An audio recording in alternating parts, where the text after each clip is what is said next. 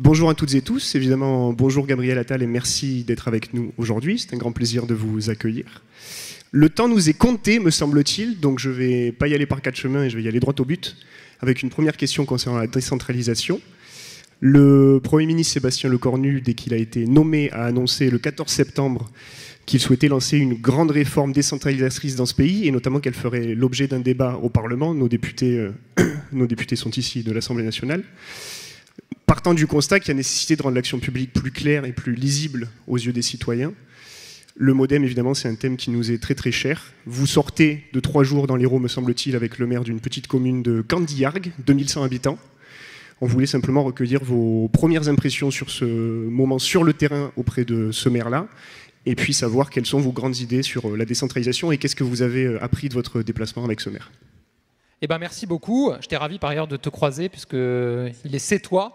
Et on s'est croisés à Sète où je suis allé échanger avec les pêcheurs pendant de longues heures qui traversent des moments extraordinairement difficiles. Mais d'abord, avant de te répondre, je veux vous remercier pour votre invitation et votre accueil, vous dire que c'est toujours un plaisir d'être avec vous. Moi, j'avais l'habitude de Guidel. Je découvre avec vous l'île sur la Sorgue, mais je suis ravi d'être là et je voulais évidemment témoigner de mon amitié à François et saluer le courage qui a été et qui est le sien. Et le courage...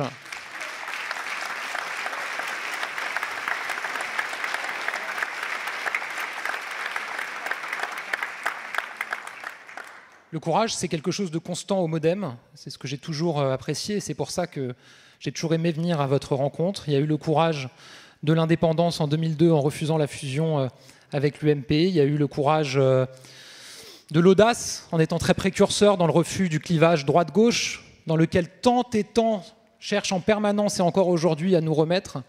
Il y a eu le courage de l'unité en 2017 en acceptant de mettre les idées au-dessus des hommes.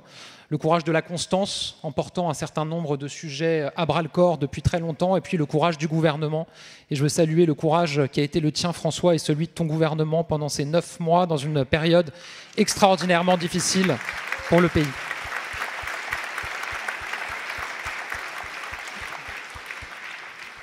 Alors oui, je viens de passer 3 jours dans l'Hérault aux côtés d'un maire d'une commune de 2100 habitants, Candiargues, parce que... et mes amis et collègues ou ex-collègues gouvernementaux le savent, quand on est ministre, qu'on se déplace sur le terrain, on a tendance à vous préparer des visites où tout est briqué, où parfois les discours qu'on va vous tenir sont prévus à l'avance, où les séquences sont très courtes et où finalement c'est très dur de rentrer dans le vif du sujet, dans le fond du sujet et de laisser les langues se délier. Et donc à partir de ce déplacement dans l'Hérault, j'ai décidé désormais de me déplacer de manière plus longue, plus immersive pour échanger sans langue de bois et très franchement avec nos concitoyens. J'en ressors avec 3 convictions. La première, c'est que, et ça c'est une conviction qu'on partage tous, on a beaucoup de chance en ce moment d'avoir des élus locaux, des maires notamment, qui sont dévoués sur le terrain, parce qu'on est dans un moment d'instabilité politique au niveau national. Et dans ce moment, j'ai pu mesurer à quel point nos maires sont tout à la fois le visage de la stabilité, une stabilité évidemment rassurante en ce moment, le visage de la responsabilité, parce que tous les débats qu'on a aujourd'hui au niveau national sur l'incapacité pour des forces politiques différentes à travailler ensemble, en réalité, quand on va sur le terrain au niveau local, ces débats ils sont tranchés depuis très longtemps. Et puis, ce sont les visages de l'action, puisqu'il y a encore beaucoup de choses qui se font sur le terrain. Et dans un moment où, je crois, les Français désespèrent d'une forme d'impuissance publique qui semble s'être installée, et sur le terrain, il y a encore des choses qui bougent. Donc en fait, nos élus locaux en ce moment, ce sont les visages de la démocratie qui marchent. Et donc je pense que c'est important évidemment de les soutenir et d'être à leur côté.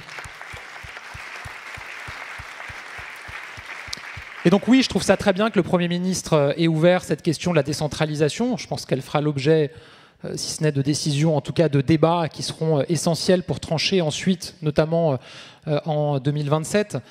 Moi, ce que je retiens, c'est qu'il y a encore beaucoup d'initiatives qui sont portées sur le terrain. Mais si on accepte une forme d'autocritique, et je pense qu'elle est nécessaire, je pense qu'il y a une grande promesse sur laquelle on a été élu en 2017, vous vous en souvenez, qui était celle de libérer les énergies, de permettre à tous ceux qui veulent entreprendre, qu'ils soient entrepreneurs, chefs d'entreprise, élus locaux, associatifs ou autres, de le faire sans qu'on leur mette des bâtons dans les roues. Et je dois dire, il faut être lucide, que de ce point de vue-là, nous avons échoué. Et j'ai pu voir et j'ai pu mesurer tous les exemples de blocage qui subsistent et qui demeurent quand on est aujourd'hui un élu local et qu'on veut porter un certain nombre de projets. Je vous donne un exemple qui est peut-être le plus kafkaïen que j'ai vu dans ces 3 jours. Il y a la fête du village. Le maire veut organiser la fête du village dans la salle des fêtes. Donc il veut déplacer une licence 4 dans la salle des fêtes parce qu'il veut pouvoir servir du Ricard et quelques bières à l'occasion de la fête du village.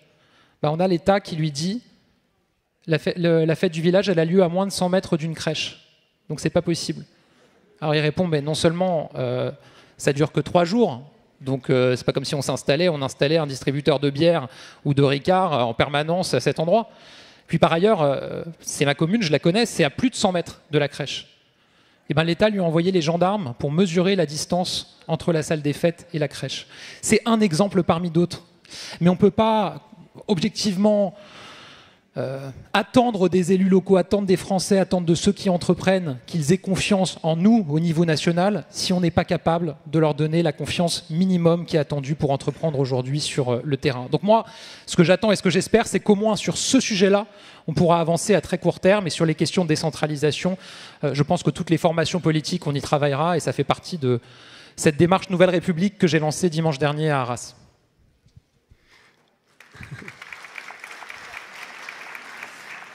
Merci beaucoup. Une seconde question, cette fois sur une question qui est de nouveau chère au MoDem et encore de nouveau, je reviens à nos députés MoDem à l'Assemblée nationale, sur la question de la justice fiscale. Le tout dernier sondage semaine dernière est là, BFM TV. Qu'est-ce qu'il nous dit? 6 Français sur 10 ont l'impression de davantage contribuer au système social qu'ils n'en bénéficient. Depuis 2017, au MoDem, cette thématique est chère à nos députés. Je pense par exemple à tout le travail qui a été fait sous la houlette de Jean-Paul Mattei avec la taxation des superdividendes, les rachats d'actions, et depuis maintenant plusieurs mois, années, avec le président Marc Fesneau qui a remis sur la table récemment une proposition de transformer l'IFI en un impôt sur la fortune, sur la fortune improductive, sur l'argent qui n'est pas productif, disons. De votre côté, comment abordez-vous les textes budgétaires qui arrivent du côté de PR sur cette question de la justice fiscale qui, comme je l'ai dit, est travaillée de longue date par le MoDem? D'abord, je le dis, on est tous pour la justice fiscale. Pardon, mais je ne connais pas un parti qui est pour l'injustice fiscale. On défend tous la justice fiscale, évidemment, et encore plus, je pense, dans nos formations politiques. Ensuite, moi, je ne laisserai pas penser, en tout cas, j'essaierai toujours d'expliquer que ce n'est pas le cas, je ne laisserai pas penser que la France est un paradis fiscal. La France, c'est un paradis fiscal pour personne. Tout le monde, en France, contribue plus que chez nos voisins européens. Alors, on peut considérer que c'est toujours pas assez pour certains, qu'il faudrait faire encore plus, mais cessons, dans le débat, de laisser penser que la France serait une forme de paradis fiscal où des gens viendraient se réfugier pour payer moins d'impôts. C'est pas vrai. C'est pas la réalité. On a le taux marginal d'impôt sur le revenu le plus élevé d'Europe. On est le dernier pays de l'Union européenne, ou un des seuls, à avoir un impôt sur la fortune, avec l'impôt sur la fortune immobilière. On a des taux de CSG plus élevés que nos voisins, des contributions sur les hauts revenus qui ont été mises en place en 2011 ou encore l'année dernière qui existent. Donc, on n'est pas un paradis fiscal. Ensuite, est-ce que dans le cadre d'un effort qui est demandé à tous les Français pour établir nos comptes, il faut demander un effort aux plus fortunés puisqu'on en demande à tous les Français? Évidemment que oui. Évidemment que oui. Et c'est d'ailleurs ce qui avait été affiché comme objectif par François et son gouvernement. Mais comme les oppositions l'ont fait tomber avant qu'on puisse rentrer dans la discussion budgétaire, c'est sûr qu'on n'a pas pu aller au bout de cette discussion-là. Donc moi, ma position, c'est celle-là. Ma position, c'est de dire que dans le cadre d'un effort qui est demandé à tous, on peut demander un effort à absolument tout le monde et qu'on doit le faire.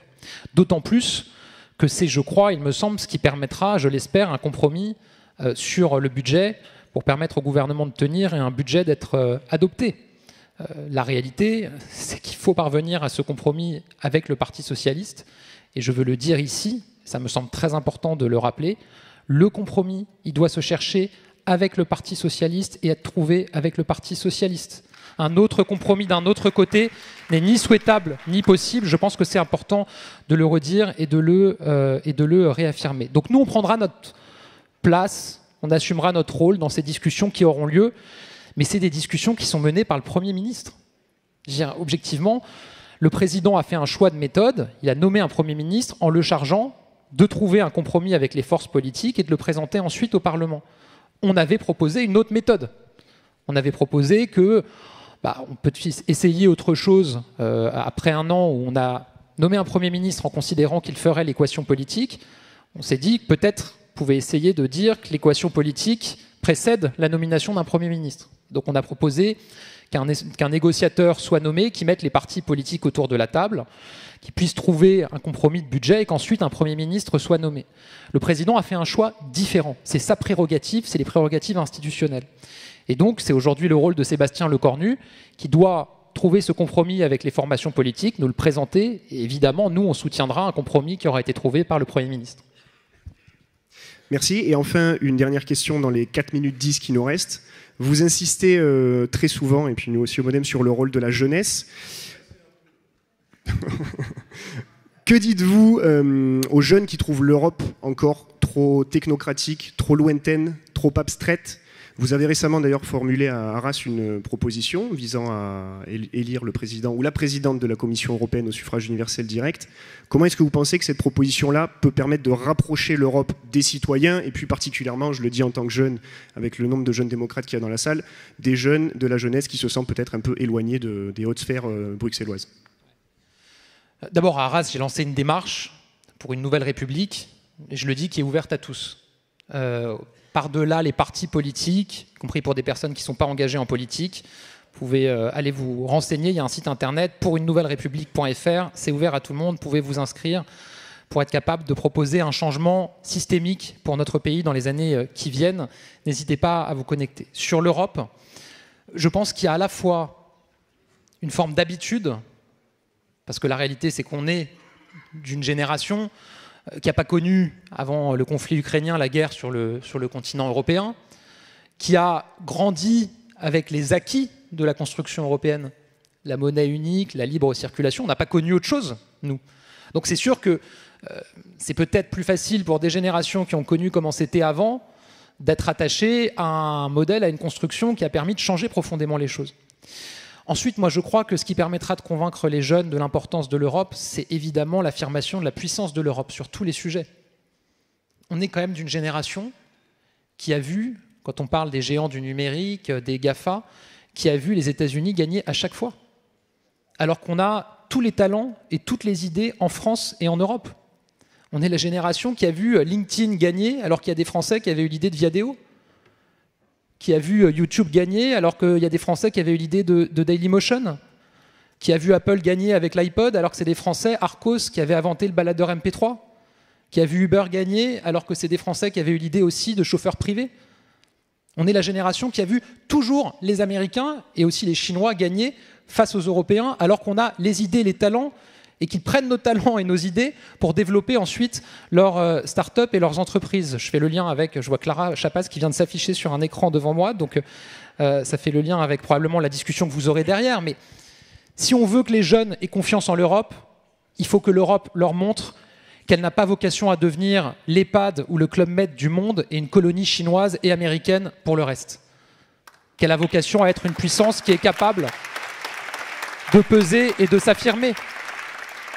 Donc il y a urgence à avancer sur les grands chantiers européens. L'union des marchés de capitaux, le Buy European Act pour avoir une préférence européenne en matière d'achat public, une vraie politique de soutien à l'intelligence artificielle, pas de la régulation débile supplémentaire qui empêche à nos champions de l'intelligence artificielle d'émerger et de devenir géants.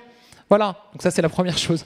Et ensuite, je crois qu'on peut faire beaucoup plus et c'est quelque chose qu'on a affirmé, c'est quelque chose qu'on a défendu, c'est quelque chose qu'on a proposé, mais beaucoup plus encore, je regarde Sarah en disant ça, sur la mobilité européenne des jeunes. Erasmus, ça a été une grande conquête, un immense progrès. On a beaucoup dit qu'on voulait renforcer la mobilité au collège, au lycée, l'Erasmus des apprentis, etc. Je pense qu'on n'est pas allé suffisamment loin. Et si on veut que l'Europe survive, ça passera aussi par une jeunesse qui aura eu l'opportunité et l'occasion de découvrir que l'Europe, c'est pas que pour ceux qui peuvent se payer un billet d'avion parce qu'ils ont une famille qui leur permet d'aller visiter une autre capitale européenne, mais que ça fait partie intégrante de l'éducation de nos jeunes aujourd'hui en France. Moi, je crois que tout ça, c'est possible, à condition de le porter avec volontarisme et qu'on peut le faire tous ensemble. Merci à tous.